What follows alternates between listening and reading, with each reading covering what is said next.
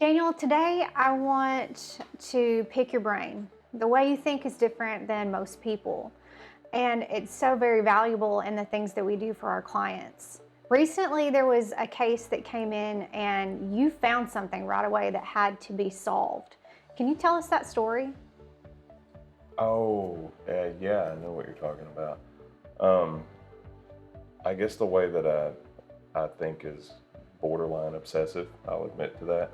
Absolutely. Um, so, part of having a professional network like we do, where all of the professionals work together on all of our cases, since the initial consults come to me every time, um, it's my job to kind of do triage and see which professionals we need to bring in to meet with someone first.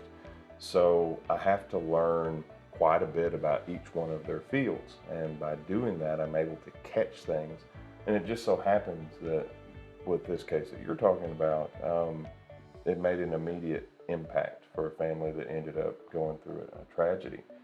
Um, they had two homes. One they had inherited from a deceased mother, and one that they had lived in before they passed away.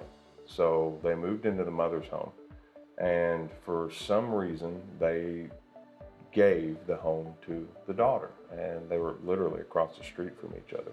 And the daughter and her husband and children moved in, and I'm still not clear why they decided to change the title over. Oh, they did. They wanted to try and beat the 5-year look back. So they just gave the house to their daughter, signed a quitclaim deed. And when they came in for their consult, like so very many people, the focus was on the financials.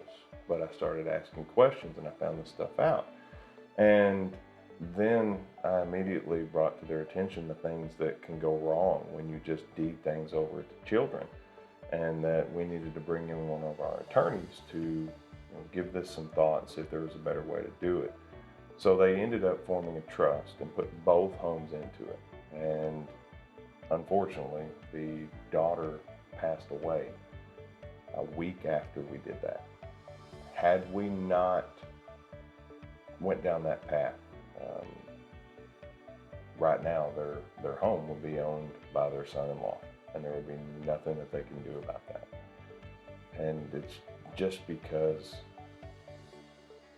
being a financial advisor, I take that to mean that my job is to look out for my clients' assets in every area, not just what they have invested in the stock market or anywhere else.